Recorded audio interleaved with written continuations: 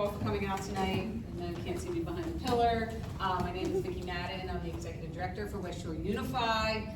This grassroots effort started last April and has grown to such a wonderful group of people, and to now also ask our candidates to speak out tonight. So we're really happy that all of you can be here, but I did want to introduce a few of the board members of West Shore Unified who are here. We have Sue Smith sitting back there. She's just going to raise her hand. You might have seen or heard some of these folks at the board meetings. Heather, where'd you go? Oh, Heather Keller, she's back in that corner. You hear from her often. She's got lots to say, and always well said. And speaking of well said, Marvin Bayshore, he's always got a lot of good things to bring up, as does Sam Andy sitting next to him, and then Gabby, who I always want to call Coach because that's how I met her. Chichester here at the table with our moderator, Jan Murphys. Thank you so much, Jan, for coming out and being with us tonight. So I will turn this all over to you. Well, I will turn it all over to you. All right, so each of you is going to have 4 minutes for your opening statement. I have a timer here. When there's 30 seconds left, I'm going to hold up this sign that says 30. And this one, when there's 10 seconds left, you'll have this sign with 10 seconds. That'll be the first part. And then the questions that we shared with you previously, you'll have 3 minutes to answer that question. And then the follow-up to the other candidates will have 1 minute to answer that question. And then we'll move to the second part. So, okay. Any questions for the timer lady? Okay. Well, before we get started, I do want to say that Kelly Brent and Sandra Gonzalez were invited to participate, but they declined or had other commitments tonight. But I also personally, as a West Shore School District resident, want to express my gratitude to you people for stepping up to run for this elective office. I've covered countless school board meetings over my life, and it is a thankless job, requires a lot of hours, a lot of aggravation, but it can be very rewarding, but all for no pay. So I just, what you're doing is very important, so thank you for stepping up and running for this office. So our first question tonight, and I think, oh, I'm sorry, that's right. That's right, I got to let you introduce yourself. We'll start with Mary. Hi, I'm Mary Dankowski. I have lived in New Cumberland with my husband, Nick, for a little over 15 years. So I've been fortunate to be able to watch our neighbors and friends participate in the school district. I have been in public education for 28 years. I've taught in urban, suburban, and rural areas. I've also been an assistant principal and a principal. And now I am teaching 4th grade in Mechanicsburg School District. So I'm much closer to home now, and it frees up a little extra time so that I can give more of my time to West Shore. I think that one of the reasons I decided to run for school board is I think that strong schools make for strong communities, and I care about the community. So I just think it's really important that we ensure school boards and schools stay about the kids and the education, and that's about it. I'm sure I didn't take my time, but Mr. Camden. Thank you. There you go. My name is Christopher Camden. I taught for 36 years. I've taught for 22 years at Searcliff, 11 years at Redland, and 3 years at a little farm school called James Buchanan High School out by the Tuscarora Hills. I've lived in this district since 1970. We moved here, except for a short time where I was teaching down at James Buchanan. I've been in the West Shore School District. I attended the West Shore schools from grade 1 through 12, and I got a terrific education. I had a lot of great mentors and put me on the path of the career I chose. All 4 of my children went to the West Shore School District, You all graduated and are all doing well, thank you for asking. Active in the community, I coach New Cumberland baseball, New Cumberland football, I was a board member for that, helped turn around their fundraising. West Shore Soccer, walking by here, I got some flashbacks of going up here into the West Shore Soccer office and coached soccer for many years, and I was a Boy Scout leader. And that was one of the terrific things I got a chance to do. 3 of my boys became Eagle Scouts. We did projects all around New Cumberland. If you've been to Memorial Field and the stands are still there, it's because my son retrofitted it. My father used to tell me, my father was on the school board too, and he said, you know, Chris, there's 4 reasons that people go on the school board, run for school board. 1, they want to serve their community. 2, they have a political agenda. 3, they have one issue. Or 4, they're using it as a springboard for higher office. He said, which one do you think is the rarest of those 4? Well, I'm sitting here with 3 other people up here, and I know they are first ones. They're here because they care about this district. They want to serve the district. They want to make it better. And you've seen what's happened the last couple of years. These are some of the smartest people I've been around, and I look forward to serving with each and every one of them and getting this district back on the path of taking care of our students, our teachers, our administrators, and our community, and getting them the board they deserve. Thank you. Good evening, everybody. My name is Terry Mickle, and I have lived in the West Shore School District for 24 years now. I am the mom of 3 students in the district. I have 2 students who are at Cedar Cliff High School, and I have 1 student at Fairview Intermediate. I also am married to a Redland alum, and he coached at Redland High School volleyball for 12 years. And actually his parents as well were graduates of Cedar Cliff, and his mom's mom graduated from New Cumberland High School. So they've been here for a really long time, and when my husband and I started talking about where we were going to settle down, it really wasn't even a question that we were going to stay in West Shore School District because he was so pleased with the experience that he had and that his family had in this district.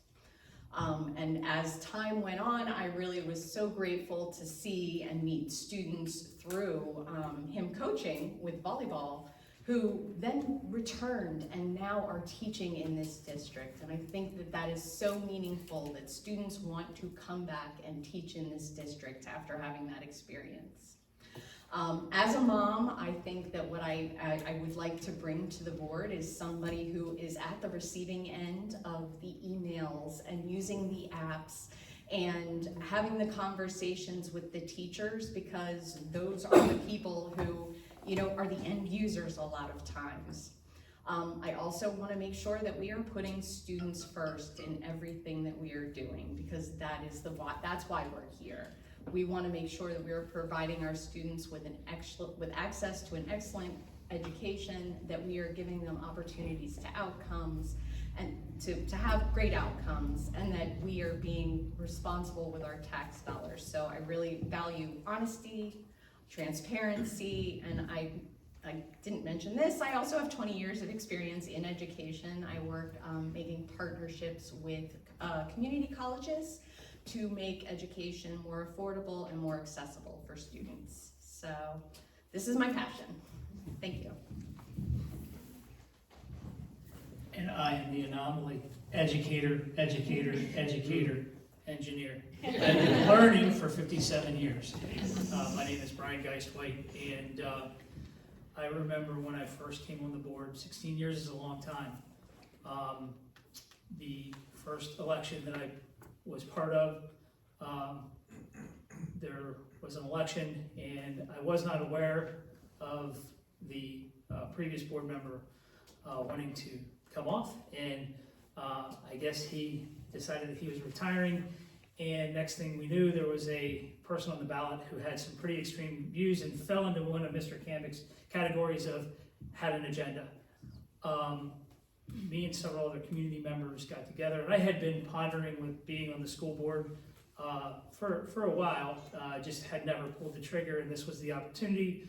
So I met with the other possible candidates, and we came to the conclusion that I'd be the guinea pig.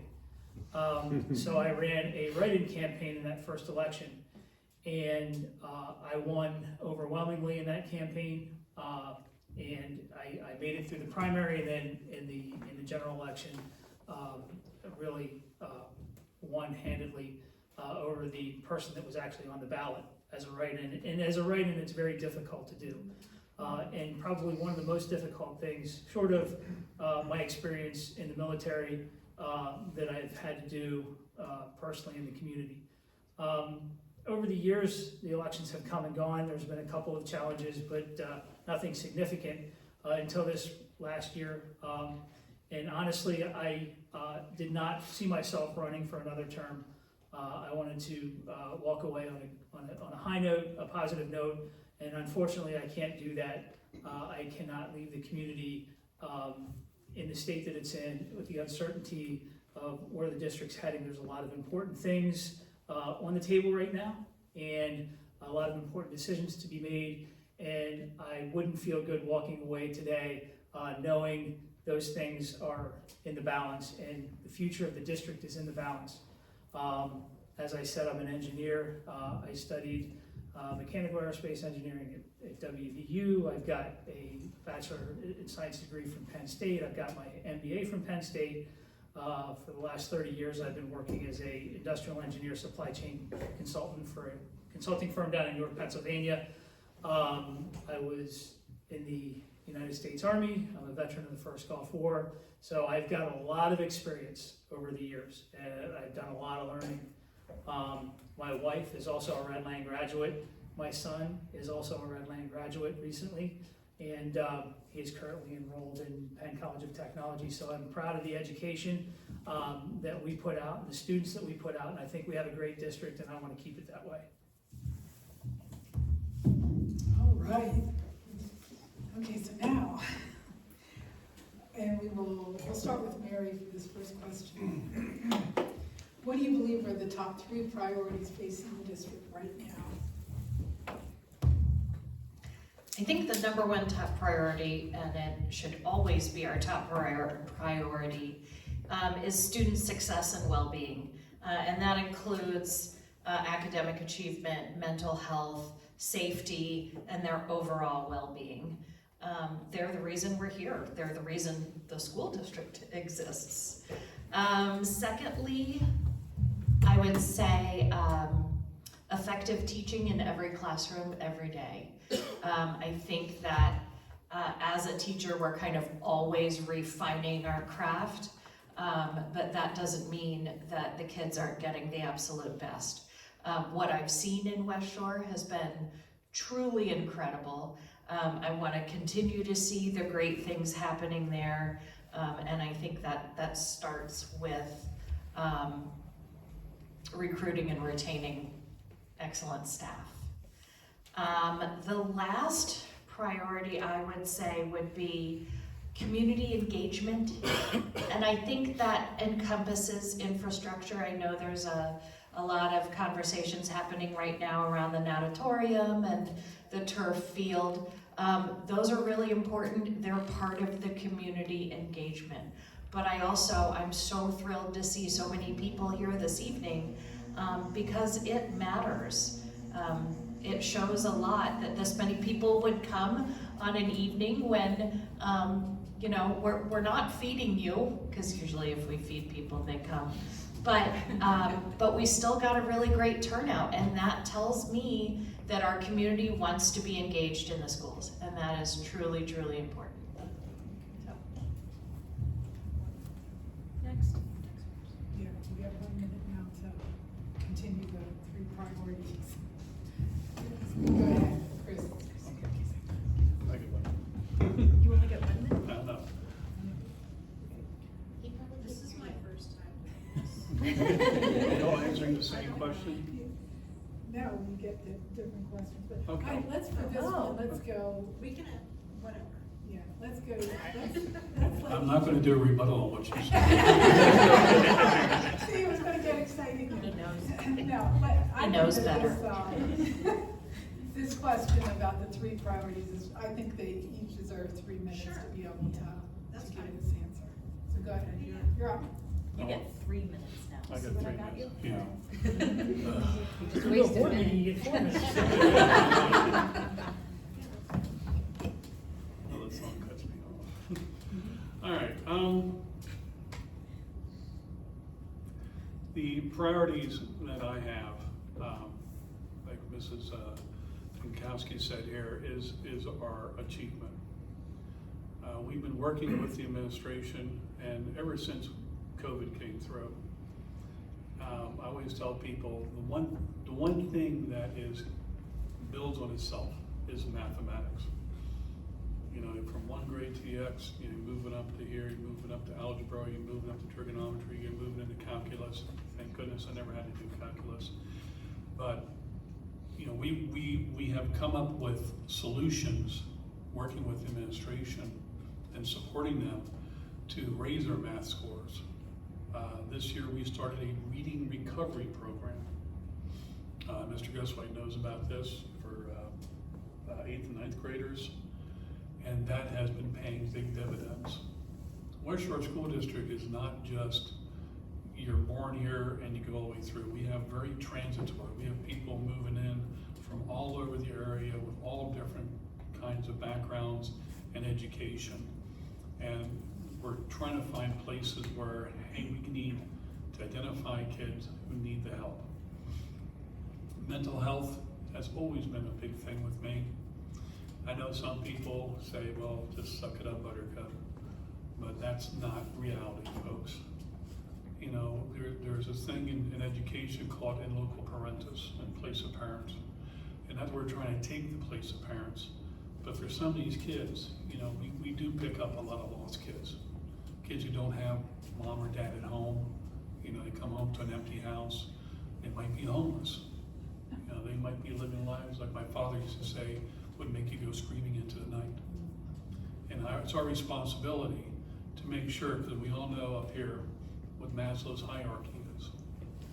And in the base here, you have to make sure you take care of the physical needs and emotional needs.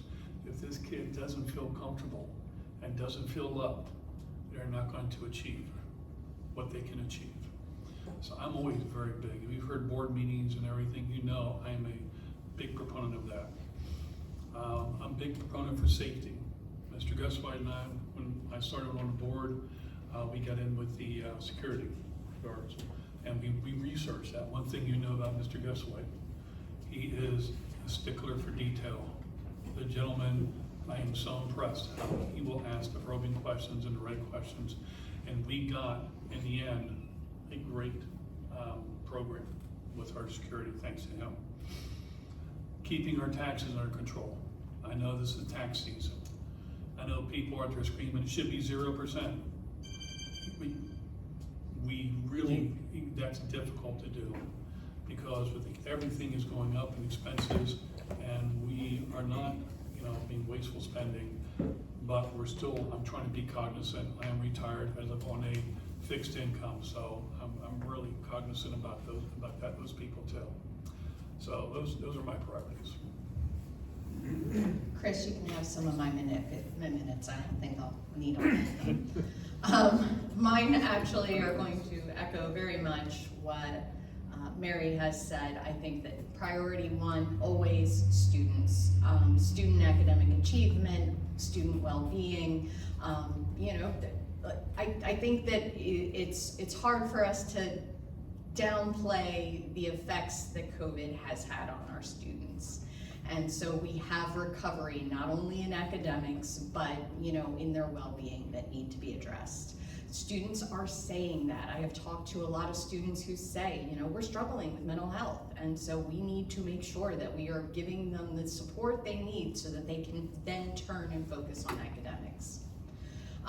The second item would be teacher and staff retention. We have good employees here in this district and we don't want to lose them. They have great ideas. I am so filled with joy every time the West Shore Foundation announces a new round of Bright Idea grants, because these are people who have an idea and they want to put in and try and see if we can get some evidence-based experience here in our district. And then the last element is aging infrastructure. You know, this is an old district, and so buildings are going to need to be revitalized, and so we need to address those in a responsible way. If I only had an hour. Like all the things that I would do with the magic wand and the fairy dust. You're only giving me 3 minutes. So for me, we are, well, at least Mr. Campbell and I are board members of the West Shore School District. Number one priority is what is it that we are doing? We are educating kids. So for me, it's opportunities. And we all have our stories, right? Our own personal experiences with the district. I'm going to share mine briefly to illustrate my first priority. When my son entered high school, he was kind of without direction. He didn't know what he wanted to do. My wife and I were pretty certain that college was not his future. He hated school. He did the bare minimum to get by. He was a typical teenager. But as he matriculated through high school, some opportunities came along, and he was able to do some co-ops and some job shadowing opportunities. And next thing you know, lo and behold, my son's interested in welding. He's interested in metalworking because of some of the opportunities that he had to job shadow. And he is now a second-year student in a 4-year program at a college up in Williamsport, and he is studying welding engineering. I'm certain that if it wasn't for those opportunities, that he would not have found his interest in that, and he wouldn't be where he is today. And I wouldn't be proud to say that he's doing a great job up there. So for my first priority, it's those opportunities. When kids graduate, what are they doing? They either need to be going to college, they either need to be enlisting in the military, or they need to be gainfully employed or looking for a job through technical or career opportunities. And we need to do our kid, not every kid's gonna go to college. And I remember people saying that we need to prepare our kids for college. No, not every kid goes to college, but we need to prepare them for life. So that's my first priority.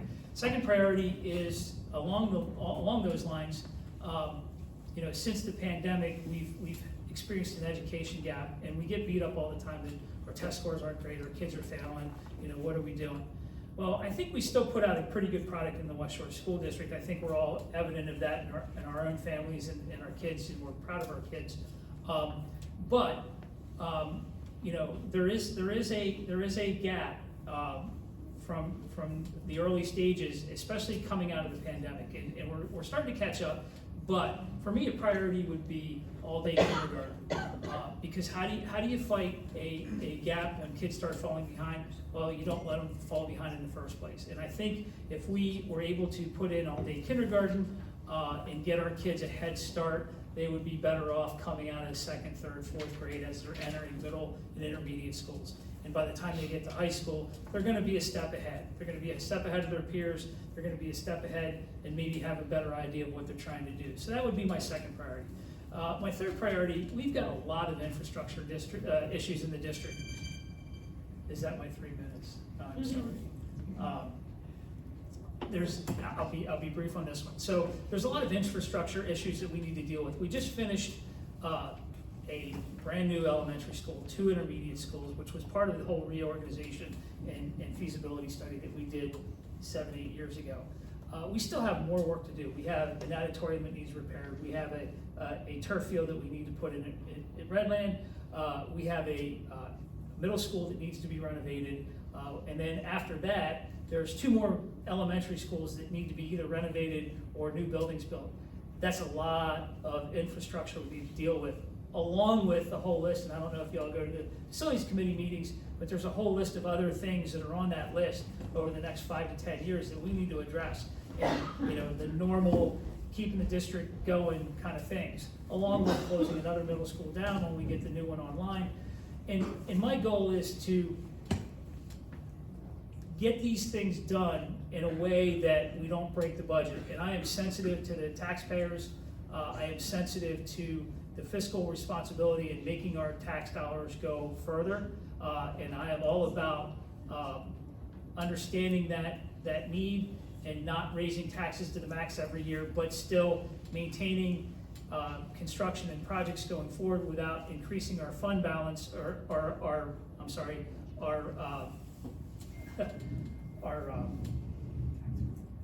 debt service over 15 million. There's a magic number that I have in my brain. 15 million is it. We need to stay under that.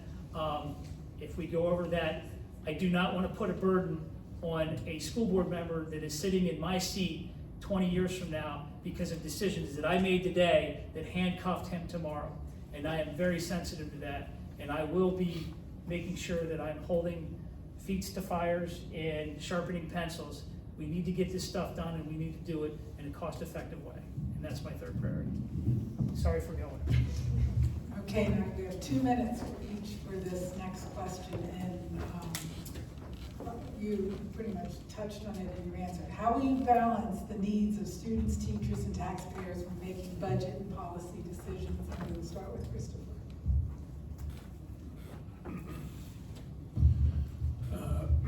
Excuse me. So how to balance the budget needs between teachers, taxpayers, and students? Is that what you said? Okay, so I'll make sure. And that's something, until you get into this process, and I know there's some experienced people out here, you've been through budgets, you've been through school budgets, Mrs. Smith, Mr. Bayshore, and what looks easy on the outside is not so easy on the inside. Our assistant superintendent, Mr. Gay, always says our first priority is educating our kids. We have to make decisions. Will this affect the education of our children first? We want to make sure that we have programs in place that are going to take care of the kids, going to educate them and get them to be successful. We also have to look at our taxpayers. Yes, we have the lowest taxes in York County. Yes, we're number 2 or number 3 lowest in Cumberland County. It's not our goal to get to the top, but it's our goal to make sure that we do everything in a responsible way, that we can justify spending the money. And with this last budget here, I know they've done a lot of cutting, a lot of putting off in their year buying something through attrition and everything else to get it down as far as we can. And so the cost of everything is going up. We decided that to pay our paraprofessionals and other employees more money because Sheets was beating us at an hourly rate, and to keep people who are dedicated to working with their kids, we wanted to raise their salaries. Teachers, they're in a new contract, a 3% raise. That is a pretty low raise for teachers. But again, Mrs. Dinkowski has said we have to attract and keep good people, and same thing we do with our administrators. We have some great administrators in this district, but we weren't paying them nearly enough. Nearly to keep them here, other school districts would come and take them. So that's how I would balance it. Oh, we're on the buzzer. So I am a transparent, responsible, budgeting kind of girl. I probably, if you would ask in our house, I am the iron fist. I don't want to spend things needlessly. I will always try to tape something over and make it last a little longer. I am the no fun person. But we need that balance, right? So that's where I come from. I look at things and I tend to assess them that way. But I also believe that our students have been shorted for a really long time and that we need some adjustments from the state. And most urgently, we need the state to address the cyber charter funding formula, because right now they are taking dollars out of our pockets and they're intended for our students, and they're going to things like advertising and monitors and things that just our students don't get.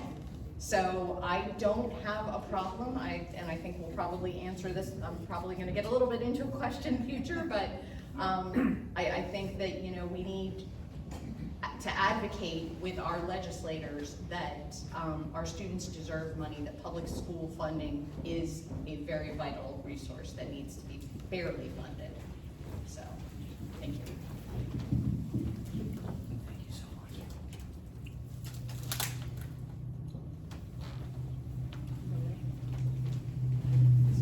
It's your turn. Didn't we skip?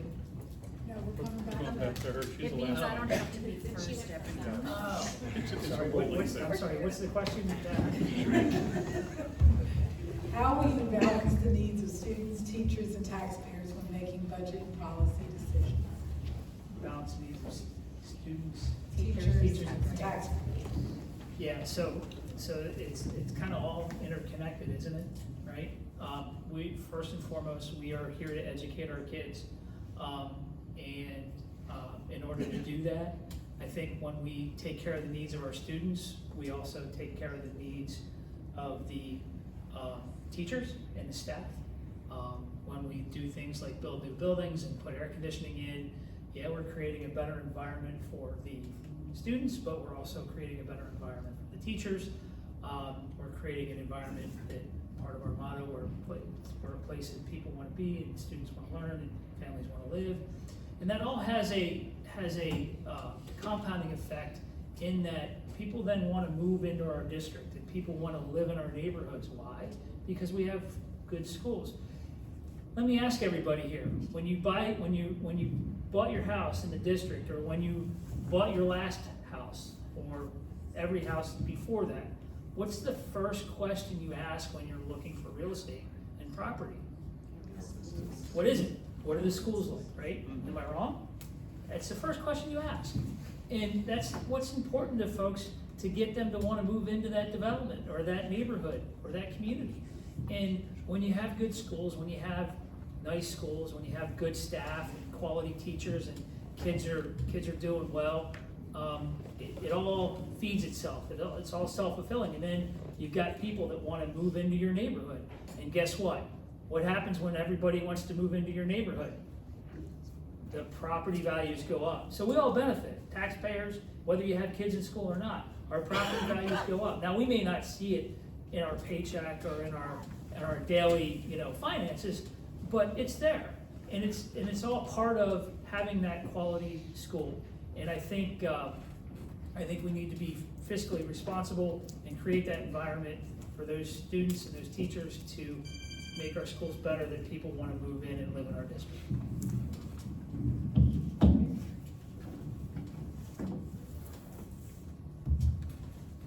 So I think, as I shared before, our number one priority is students, and in particular, student outcomes.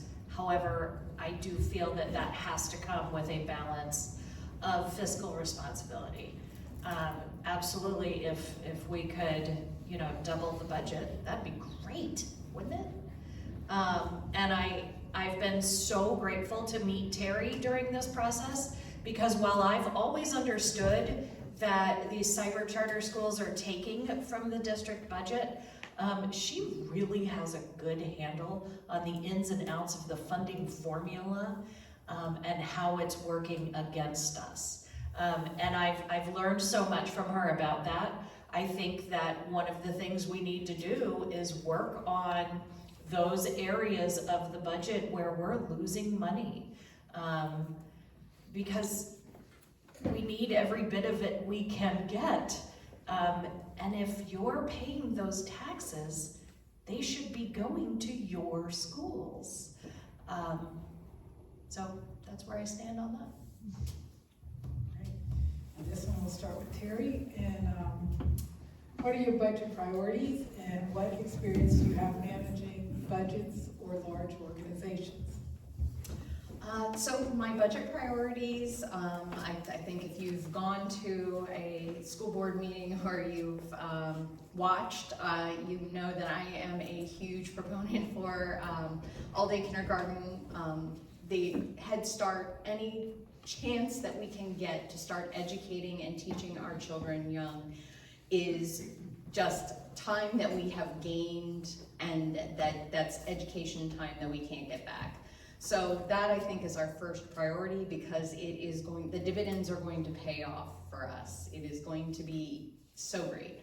The second thing would be obviously the infrastructure, making sure that we have places that are safe, that are supportive to learning, and that our children want to be.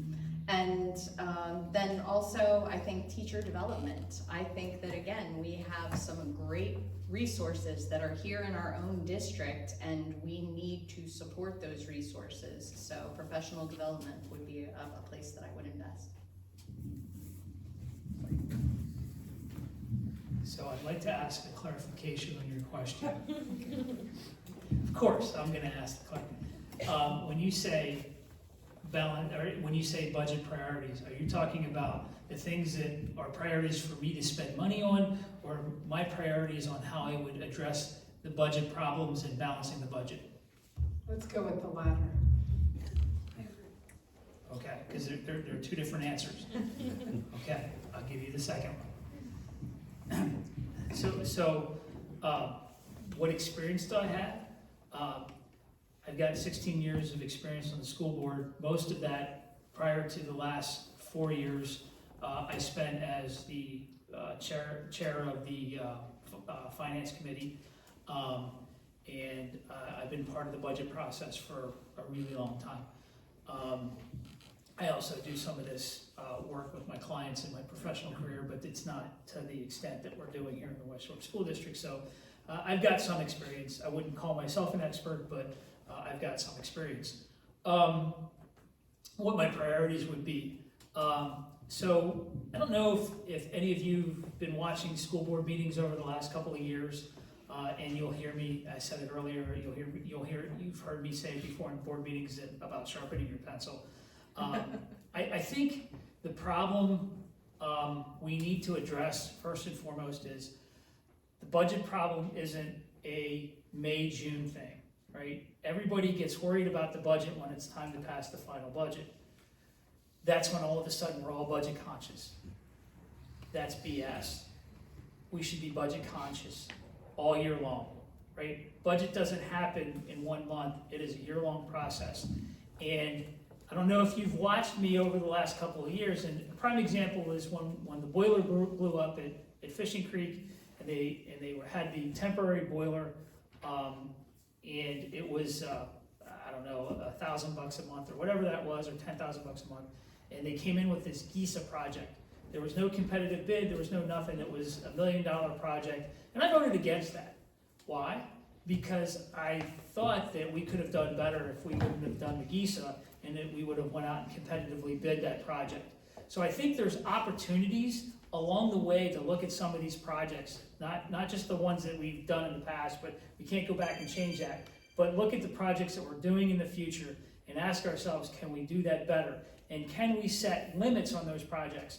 I've been asking for it, and I have yet to see a 3 to 5 year financial plan for the district. And I've been asking for that sucker, well, Mr. Stoltenberg's shaking his head, I've been asking for that for about, 6, 8 years now? Yes. And every time, yeah, we're getting to that, yeah, we're getting to that. I have yet to see it.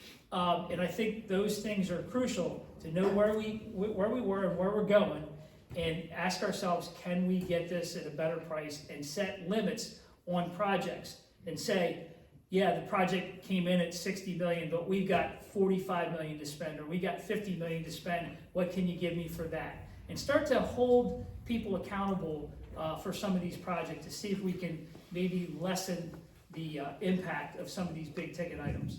All right, sorry.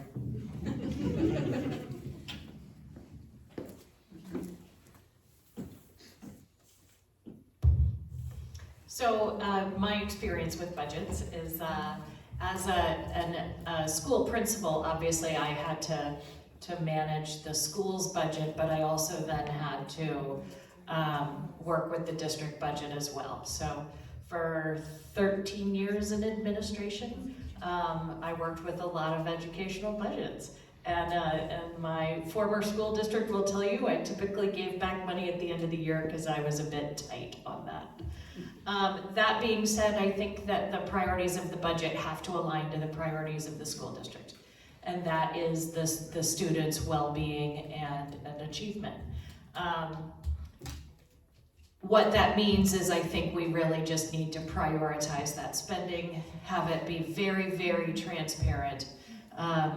Why are we spending this? What sorts of things did we look at?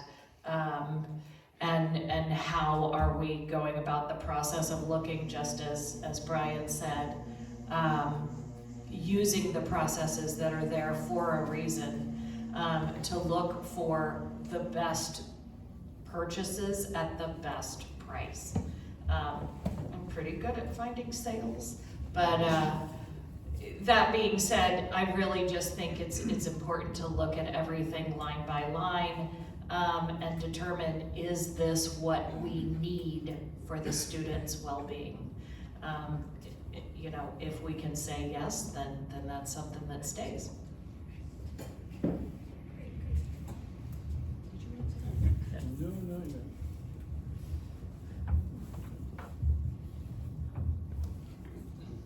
I yield my time to Brian. Right? Ditto, just say And Mr. Stoltenberg, I'm sorry I missed you when I said other board members. You were hiding back there. My experience in budgeting, my life has been a budget.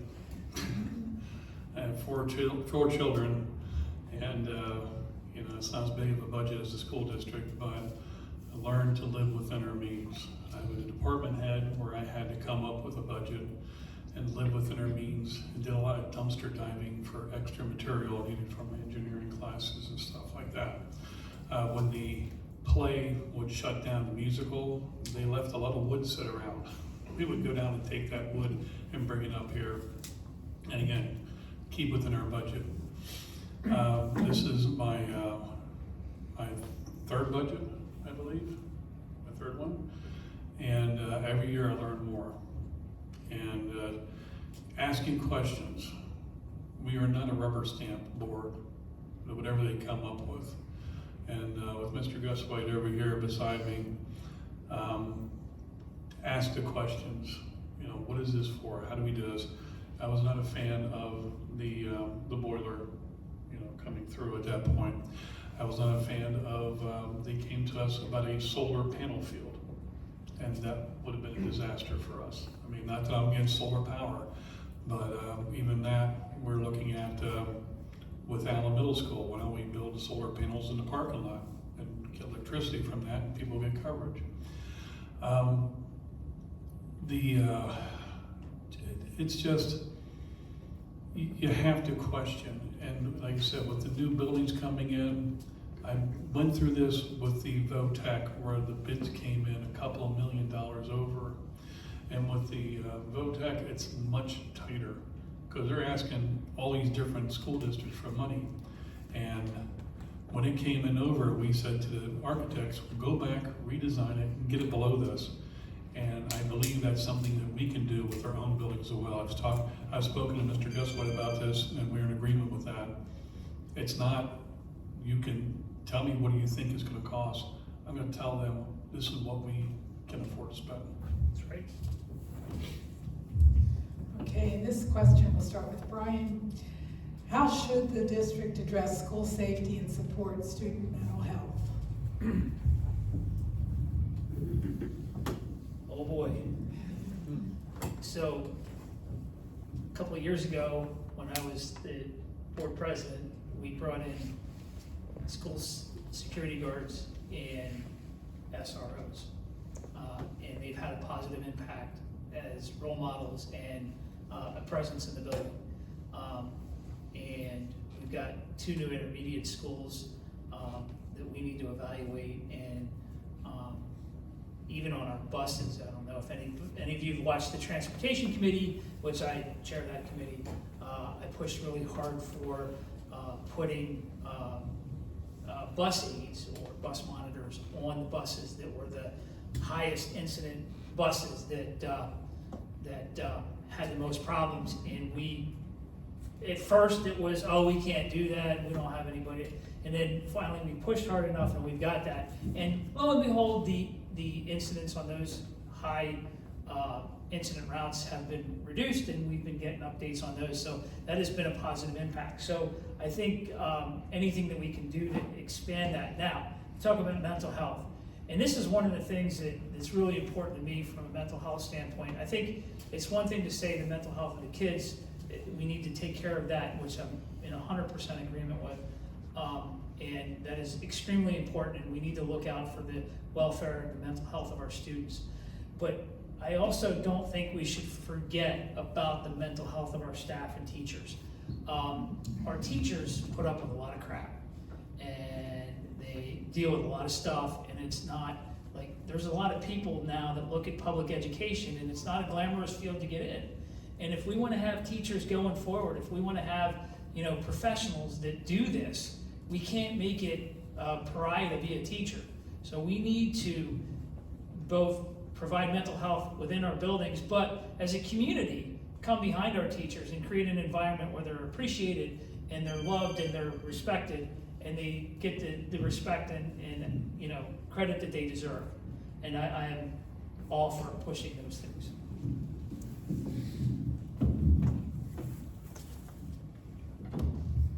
Brian, as a teacher during Teacher Appreciation Week, I thank you for that. Because I agree, it's, you know, I think a lot of times people don't see that behind the scenes of people working all hours of day and night, and then getting emails just tearing apart every little thing. So I truly appreciate that.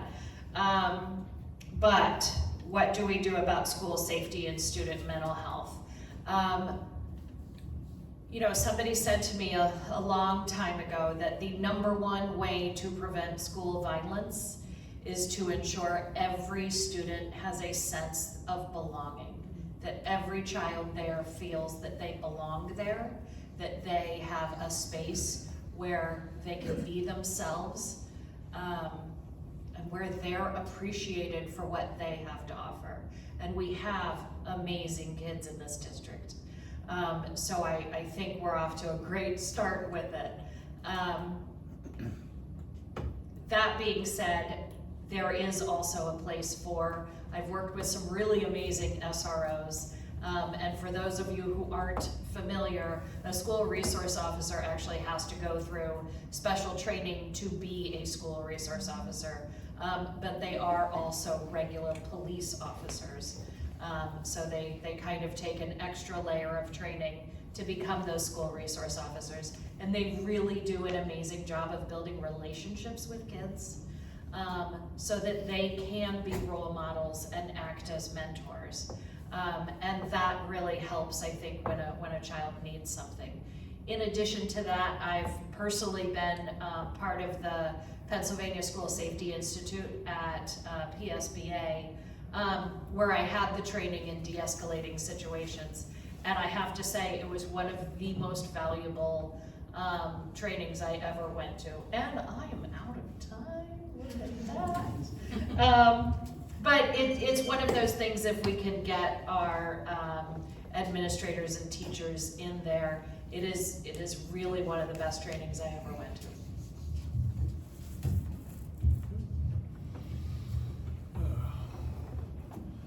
So the question was school safety and the mental health. How do you address? Okay, I'll address that. Well, school safety, that was a multi-pronged approach. #1, like Mr. Gutsway said, we went in there and we set up the parameters for our security officers and SROs. The important thing was that the kids got to see people in uniform and not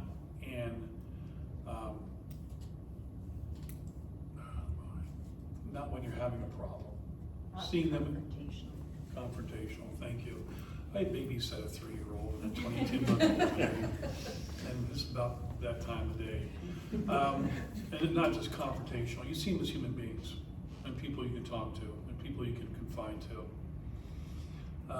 The mental health, again, the programs that I have seen, I have visited every single school in this district several times. I've gone on my own, sometimes Mr. Gutsway is going with me, we go on tour, and you see the food pantries we have for the kids. again, backpacks of food to take home because there's not enough food. You know, luckily they get free lunch and free breakfast at school. Sometimes that's two meals they get a day. I used to tell my wife when I come home, she'd say, "You look tired." I said, "Well, it's not from work. It's what I always call the lost puppies. The kids who don't have an adult to look up to talk to confide in, and giving them your time. Because as Dr. Mikowski said, everyone needs that feeling of belonging. When you have that feeling of belonging, then you're going to do much better. And the other thing that we did a couple of years ago was our cell phone policy. That we empowered the teachers to make sure that we start getting those put away and not having them out. So I don't see safety and mental health as separate topics. I kind of see them as one element. People are generally, when we see safety issues in schools, it's because someone is having a behavioral reaction to some internal feeling, right? So I really think that where we can reduce a lot of our safety issues, and let me say, I adore our security, our SROs, and our officers that are in the school. My kids come home weekly with stories and conversations that they've had. So I see them as a very valuable resource. But I think that what we can do is really beef up those mental health supports, not only for our students, but for our teachers. I think that it goes a long way in having trauma-informed practices and getting that training. Same thing with de-escalation. It's, you know, about a person's reaction. They're having a reaction to something. So I think that's where we can see some value in kind of putting those efforts in place.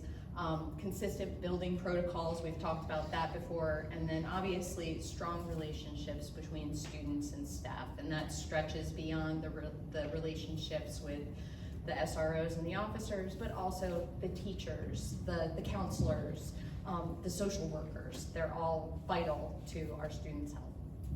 Did you go all right? Okay. I was first. You want him to go again? No. All right. See, they're even tired of me.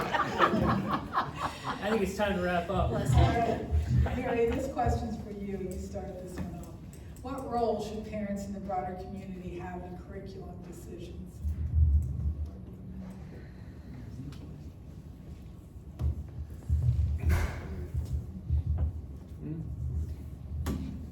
I think that, first of all, it's the tax dollars that are going to pay for the curriculum, so absolutely there should be involvement. I know that in my work in the past, we have always involved parents, community members, board members, administrators, teachers, and even kids on committees to look at curriculum. Because it really does, curriculum is a big beast. And it really does take all of those voices to be able to make those decisions. So I think everybody deserves and needs a seat at the table. And that includes as part of, and I do say part of the decision making. Obviously parents have the right to say that that they don't want their child learning a specific thing in school, but in general, I feel like the curriculum is there for the larger population, and so it should be a committee of collaborative efforts.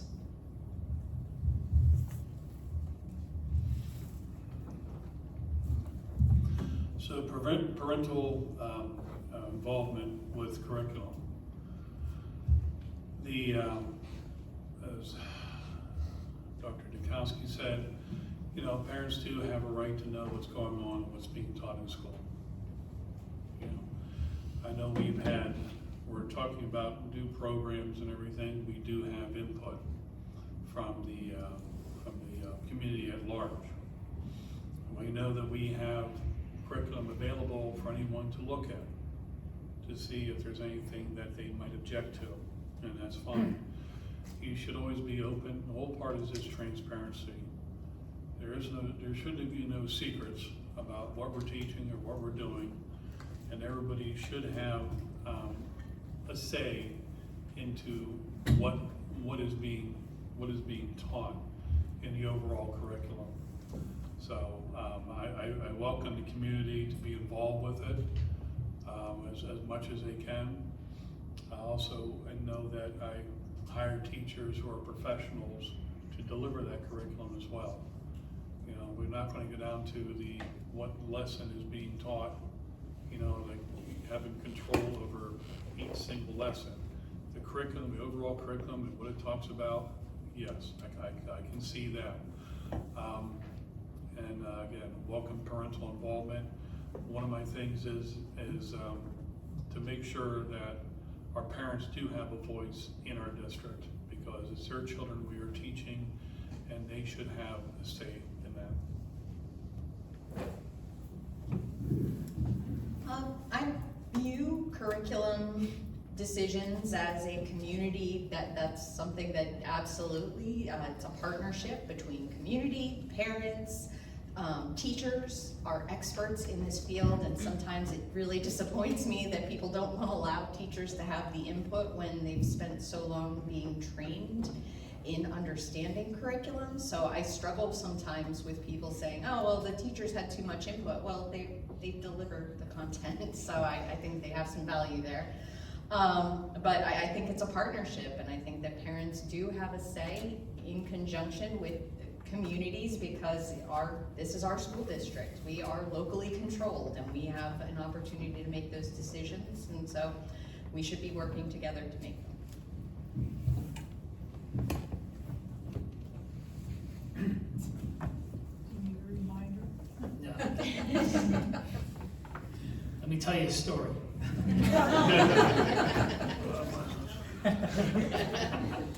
No, absolutely.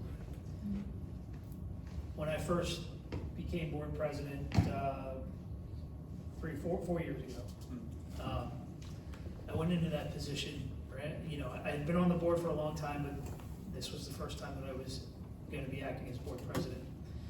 And I had a list of objectives and things that I wanted to accomplish as board president. And one of the things at the top of that list was a list of committees that Brian wanted to form. And I remember having the discussions with Todd, Dr. Stoltz, about the committees that I wanted to form. And there was 4 or 5 committees that I was interested in putting together and getting board input and oversight and collaboration with the community. And I remember Todd saying to me, to what end? Why would you want to have these committees? To what end? And what came out of that was the curriculum committee. I provided reasonable arguments of why we needed to have a curriculum committee, what the purpose of that committee would be, and the value that that committee would bring to the district, of which he had no argument to. So we developed and started the curriculum committee, which is now running strong. So does Brian believe that there should be community involvement in curriculum? Absolutely. I championed that. I got that started, and it's off and running. I agree with Mr. Kamick that we can't get down in the weeds, but I believe that the public has an opportunity, should have an opportunity to review and examine curriculum. They should have input along with the teachers that deliver the curriculum, along with the administrators, and the committee should be allowed to work independently and do its job, and that includes everybody. Okay, we're going to jump to the audience questions now. And we will start with Christopher. How can the West Shore School Board adequately prepare for much-needed facilities repairs and not resort to a Band-Aid approach taken in years past?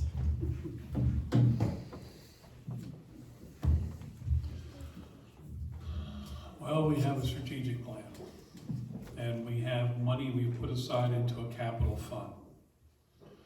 And the capital fund helps pay for a lot of these projects. And what we saw many years ago, I think Mr. Bayshire will back me up on this, we used to have a roofing plan that 1 year we did this roof, 1 year did that roof, and went through. Not because it was failing or was falling in, or waited until, we had buckets all over the floor catching water. It's because we had a plan for it. And I think we've done a better job in the last several years here, coming up with a list of things we need to do. We got a report about ADA compliance with some of our facilities, and we're planning out for that. We're looking at this whole building project, which, again, correct me if I'm wrong, I think I'm going back about 7 years now, when we started that plan, the building plan. Yeah, it was about 7. Yeah, because I remember being on that committee as a teacher, and that showed that we're looking into the future. I know there's another school district in our area that builds a school, and as soon as it's built, it is overcrowded. There's got to be long-range planning, like Mr. Gusway said. A 3 to 5 year plan with your budgeting. We also need a long-term plan. We came up with that to deal with the buildings. We're going to build, Ross Moyne. We're going to do these intermediate schools. We're going to renovate Allen Middle School. And then from there, we're looking at what renovations need to be done for like Cedar Cliff, Redland, Newberry, and is it Fishing Creek? Yes. Yes. And that's part of the long-term planning. And I think we've done a better job at that. I think for years it was just put your head in the sand and hopefully nothing happens. But I think that's part of, we have to plan for it, and that makes you plan your budget out for it too. That even though it's coming out capital funds, we still got to make sure that we have the money to maintain these buildings and facilities.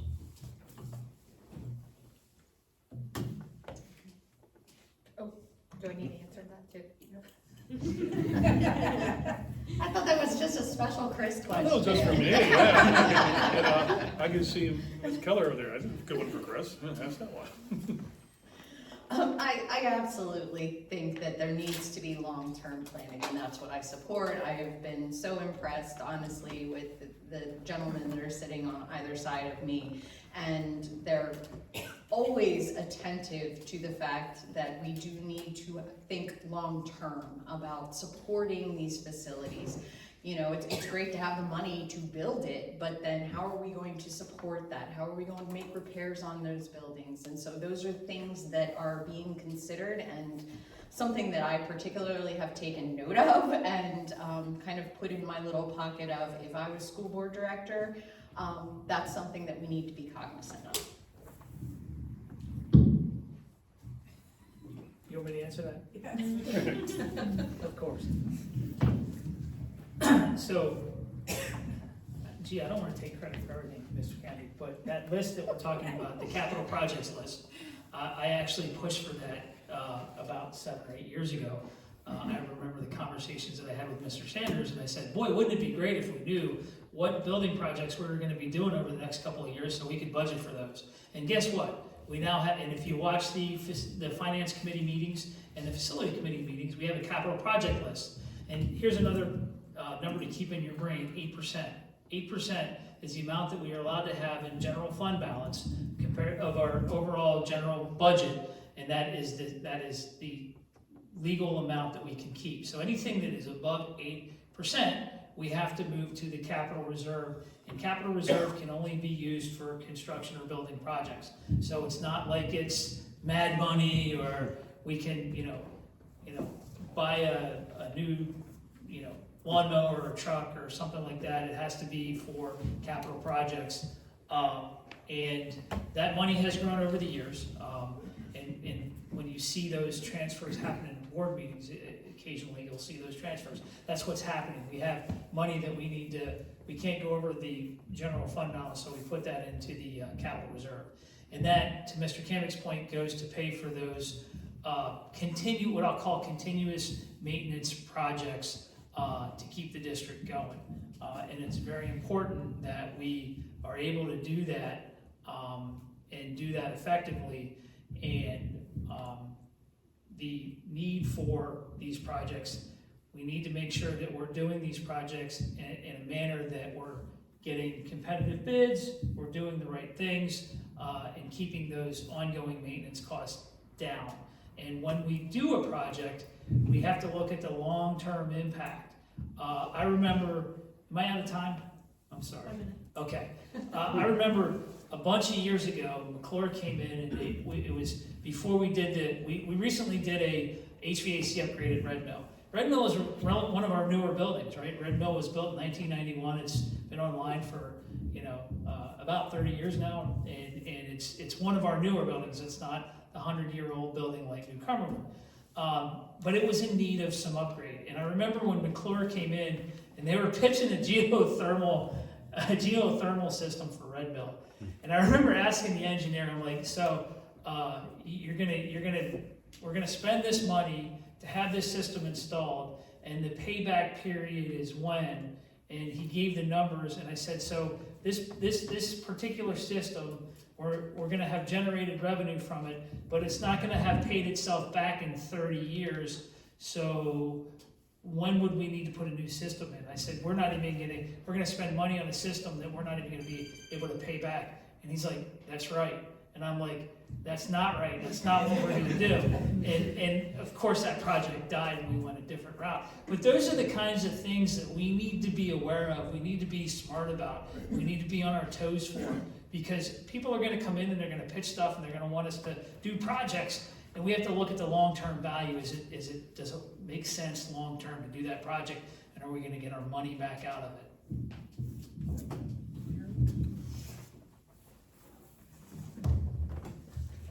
I do tend to lend the ear to the engineer when it comes to those kinds of questions. But just coming from my own experience leading buildings, it's one of those things you just have to have the extra there, because those Band-Aid approaches it's short term, and what happens is you end up with floods in the classroom, or something where you've lost water in the whole building. My husband's nodding his head laughing because I've been there. But the bottom line is you have to have that long-term plan in place, and when something is due to be replaced, you look at it, and maybe you don't have to do it that year, you do it the next year, but it stays on that list, and you always have to be ready for it. That's all I have. Okay, Terry, this I've already is. answered that. I'm sorry. It's been a while. Terry, this one starts with you. If you regain the majority, what will be your first steps to regain respect and transparency on the board? No pressure. Brian, you want to take this one first? What was the question? How to regain trust and... Oh, that's an easy one. You got this. I don't think it should be this hard. Why is it? It just seems so. I have been raised that you go with good intentions and you do the right thing, and I don't know why we're not putting our students' needs first. So I think that we need to be transparent with the community, that we need to make sure that we are listening. I think that there has been a lot of talking, but there hasn't been a lot of listening, and so I feel like I've been talking a lot tonight too. So I'd like to do some more listening, honestly, and let people be heard, but sometimes that's what they need. I think that there's that saying with kids, like, do you need heard, hugged, or helped? And sometimes people just need to be heard, and then it's not a big deal and they move on. So I want to try and foster some partnership and collaboration.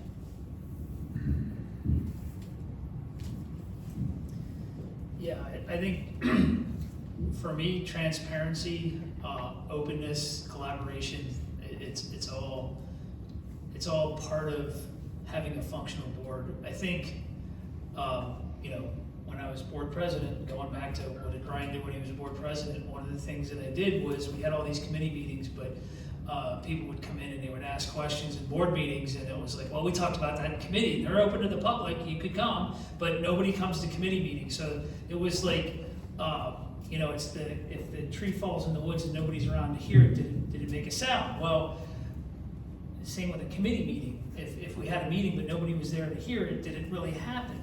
So what I did was I had the committees start taking notes and putting together a recap of what they talked about. And I made those notes part of the transcripts of the board meetings, so that when people came to the board meetings, they could get the transcripts of those things that were discussed in committees. And that was before we even started actually taping and live streaming the committee meetings. It was shortly after that we went to live streaming the committee meetings.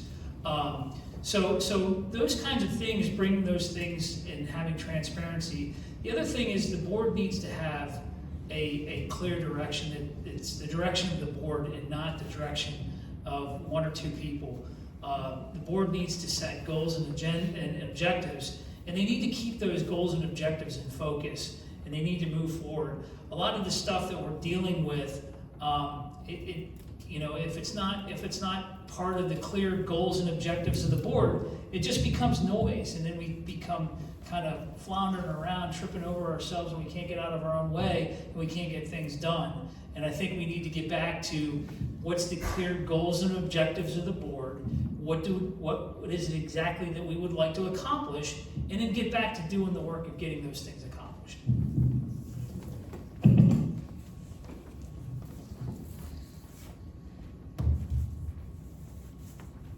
I feel like I'm ripping the tablecloth every time I move the microphone. But I think gaining the respect of the community comes through open, honest communication, collaboration, and transparency.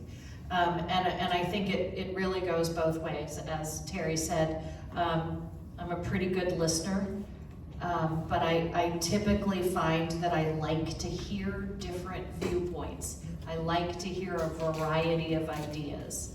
And that has to be also owned by me. So I have to be the one to go seek those viewpoints and ideas. So that's, I guess, part of it is we've got to have open, honest communication. It has to be a collaborative effort, and it has to be transparent. Thank you. So how do you do this? Transparency is number one. When you have a vote on something that's a very difficult, you know, we have a lot of votes that are 9-0 and don't really need that much discussion. But if it's an important item and you have a lot of people out there in the public, you should justify your vote. Mr. Gus White, when he was president, he would turn to us and say, what are your thoughts on this? And he engaged us to put our 2 cents in, to say what we were thinking. I like, again, like Dr. Dukowski just said, I like listening to experts. I know there are some people say, we shouldn't listen to experts. Well, that's a heck of a thing. But I would like sometime when we have a very difficult policy coming up or difficult decision, you know, during the meetings and invite people to come in and talk to us. You know, I don't know everything. And we have people who think they're the smartest person in the room, but you know, there's a life of experiences other people have that I don't. And after the meeting, I'll go and talk to people. I've learned a lot. And you have to be open that way to learn from our community. We have some great people in this community, some very intelligent people, people who have experiences I never had. And when we make a major decision about policy or something, I would like to get them involved as well. You know, just give me more, almost, I don't want to say testimony, but tell me what I don't know and it'll help me make the right decision. One thing, I'm going to keep talking about Mr. Gus White here, because he always said never, and Fred will back me up on this, never leave a meeting regretting a vote. That's true. You should be totally, you should read your board notes and know what's going on. You know, you should talk to people, you should ask questions before the meeting and know exactly how you're going to vote. but you should be an informed person when you're doing that vote, and you should be able to justify it. So, and listen to your community too. Don't try to cut them off. So for this last question before we go to the closing remarks, this is directed to the non-incumbents. So you incumbents can sit back and take a Sit breath. back and relax. So if elected, would you call out the names of citizens who sued the district from your seat at the board? And would you ever leak confidential materials from a deposition? As a former reporter, I wish you would, but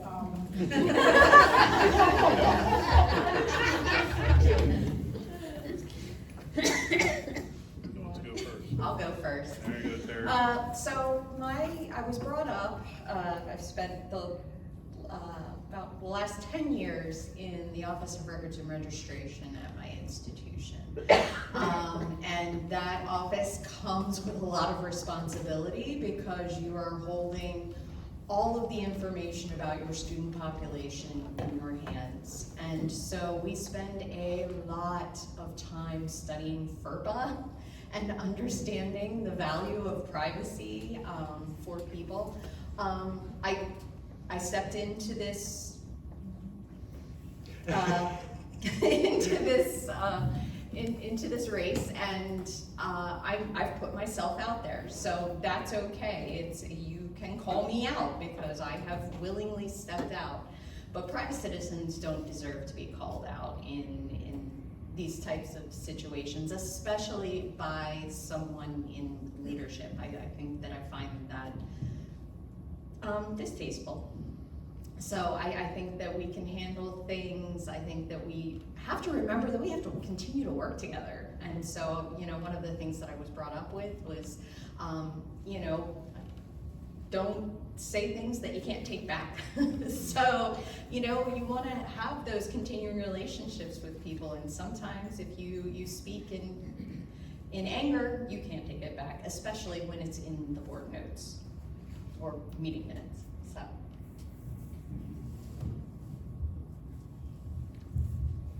She was much more eloquent than I was planning on being. I was just gonna say no. No, but I think the bottom line is just with anything dealing with students, it's their confidential private information. It is not for anyone else to know. That goes for private legal matters as well. I think you said it best when you just said it's distasteful. And as leaders, we are modeling the behavior that we want to see. okay, now we will move to 2-minute closing statements, and let's start at the opposite end. So Brian, you're up, 2 minutes. And closing statement. Yes, your last pitch. Why should we vote for it? Well, that's for you to decide why you should vote for me. What you see is what you get. I am what I am, and I haven't changed in the 16 years that I've been on this board. I'm for the taxpayers, I'm for the students, I'm for the staff, I'm for the administrators. I am for public education. I think public education is the foundation of our society. We need to protect it, and we need to make sure that it's strong and healthy for years to come, because the products of that public education are what's going to take care of tomorrow. And if we want to grow old and go off into the sunset, we want to make sure that we leave our society, our community in good hands, and those good hands are the kids that we're putting through our schools today. And I'm here for them.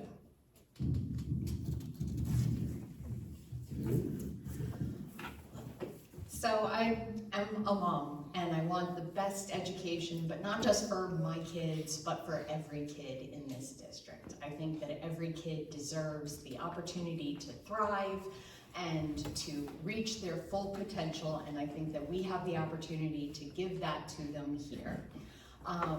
I have put in the work since I decided that I was going to run for this position. I decided to educate myself on what are the pressing issues in public education right now, not only in our district, but across the state, because I want to be ready to go. One of the things that I heard that was frustrating was the delays in the last few years in getting some of the things taken care of, because we're on a learning curve and I am not quite ready for things yet.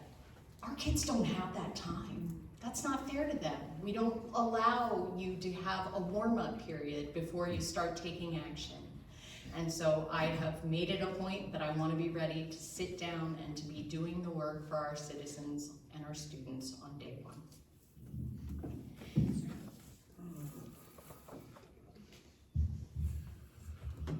When I retired, first thing I did was I filled out my petition and, to run for school board.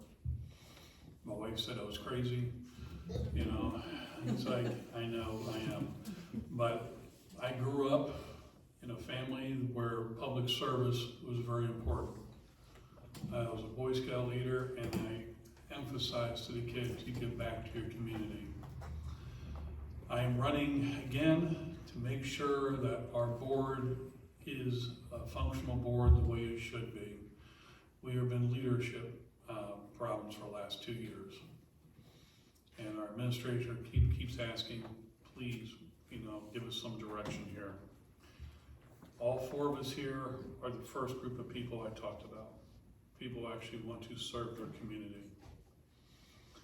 I want to make sure I do have grandkids in the district. I want to make sure that my grandkids and your grandkids and your children and your neighbors get the best education you can. I am a huge fan of public education. I've been to Advocacy Day. This will be my 4th one coming up here. And I go in and I talk to these legislators, and I was like, you're siphoning money away from us in these cyber schools who are getting basically a real estate company that's making a lot of extra money and buying real estate when you should be educating kids. I have nothing against, school choice like that. If that works for you, fine. But there's got to be an equitable way to do the funding, and I will keep fighting for that. I am a fighter for public education because I believe in it. All 4 of my kids have gone through this West Shore School District. All 4 of them have great careers and are doing quite well because of the foundation they got here. And I want to make sure we keep building on that foundation.